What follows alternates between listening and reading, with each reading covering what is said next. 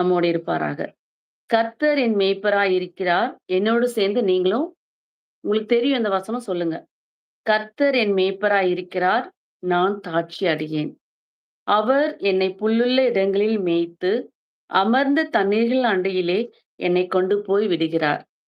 அவர் என் ஆத்துமாவை தேற்றி, தம்முடைய நாமத்தின் நிமித்தம் என்னை நீதியின் பாதைகளில் நடத்துகிறார். நான் மரண இருளின் பள்ளத்தாக்கிலே நடந்தாலும் பொல்லாப்புக்கு பயப்படேன்.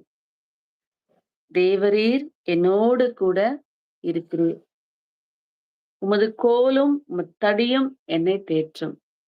என் சத்துருக்களுக்கு முன்பாக நீர் எனக்கு ஒரு பந்தியை ஆயத்தப்படுத்தி, என் தலையை எண்ணெயால் அபிஷேகம் பண்ணுகிறீர். என் பாத்திரம் நிரம்பி வழிகிறது. என் ஜீவனுள்ள நாளெல்லாம் என் ஜீவனுள்ள நாளெல்லாம் நன்மையும் கிருபையும் என்னைத் தொடரும்.